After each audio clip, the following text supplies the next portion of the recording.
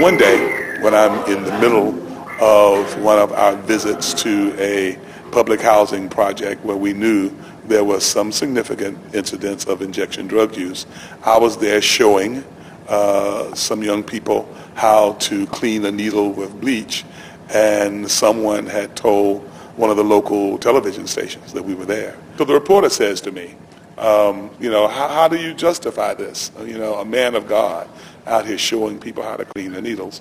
And I guess off the top of my head, my response was, I said, what I have to offer people as a minister, as a clergy person, is something that I have to offer to people alive. Well, I think what I always understood from the drug war, that it was going to be a war that would try and somehow to stop the drugs in our communities. But what I really see that's happened is that there is more violence, that there is more drug use, and that there is more of an effect on communities of color and poorer communities because of our laws. So the longer we live in situations of injustice, the more we're willing to concede, the more we're willing to compromise. And that's why I think it's so important for us as both religious leaders, as members of congregations, to resist any sort of complicity, any sort of willingness to go along with this, because I think that ultimately really compromises our life of faith and our own morality. All across the country, religious leaders of every denomination, Protestants, Jews, and Catholics alike, are speaking out in growing numbers against the war on drugs.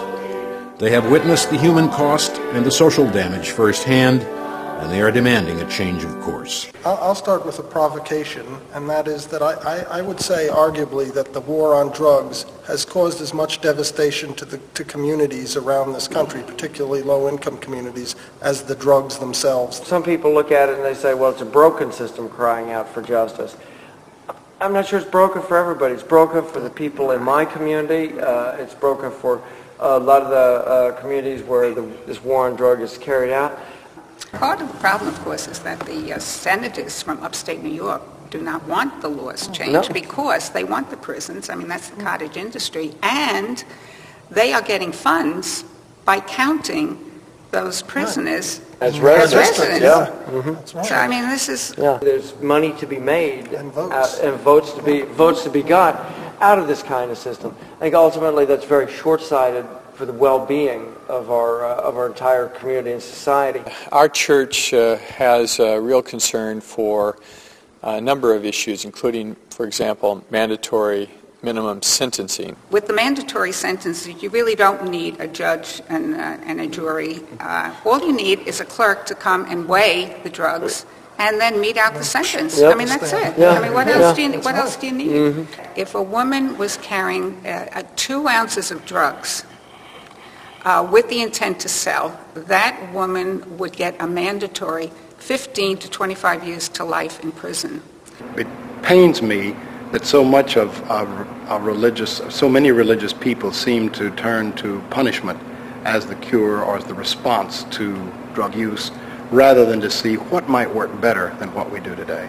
People, I think, in our communities need to stress the fact that we know we have a drug problem, that war is definitely not the answer for it, that we do need to find the moral, just, and most effective way to solve this problem. And I think that lies outside of the criminal justice system. Mm-hmm. Right. But they're not people carrying guns, and they're not people waging war. They're people helping and serving communities. Right.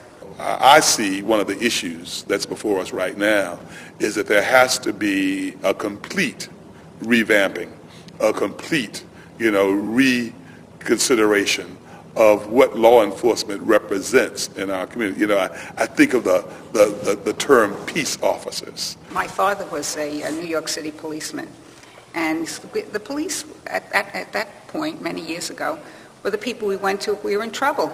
Yeah. If we needed directions, if we needed help, we went to the police. And unfortunately, we see that that's not the case. It's amazing when you get youth groups together, whether it's in our churches or our communities, and how they talk about police abusing them and stopping them and frisking them. Let me tell you, I'm convinced that it would be a totally different world if that tension and if that kind of adversarial relationship did not exist between law enforcement and the young people of this country.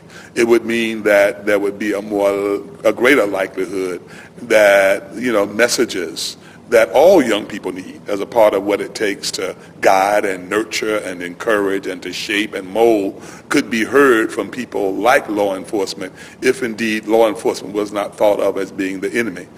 All this is possible. It's not pie in the sky. It's just a question of rational policy and the political will to get there. Mm-hmm. Well, I think that the politicians are so afraid to speak out in any other way because they don't want to appear like they're weak on crime. And I think that we need to take that conversation farther down the road and say, what exactly does that mean? There is crime. There is so much crime because of this drug war. Being fair to all sides, the reality is that because of this drug war, it's put more armaments on our streets. And so it's a self-reinforcing it's a self-reinforcing, thing. right, You exactly. precede the perpetrators, that's your approach, the violence is on both sides. It's a no-win situation. Exactly. I would hold the religious community responsible for that. I think it's an aspect of American Puritanism.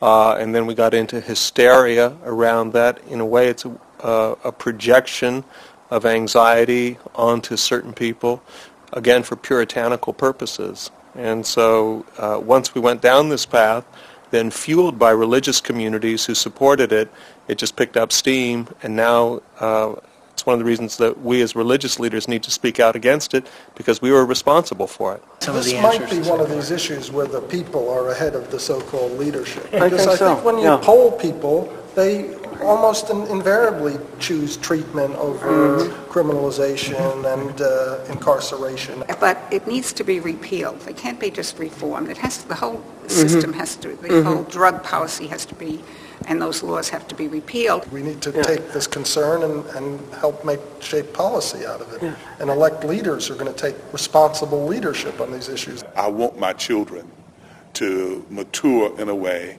that allows them to make choices that always serve not only their best interests, but the best interests of the community. I would hope they would make the decisions of not using any substance that would do harm to them. But I don't want to see them turned into criminals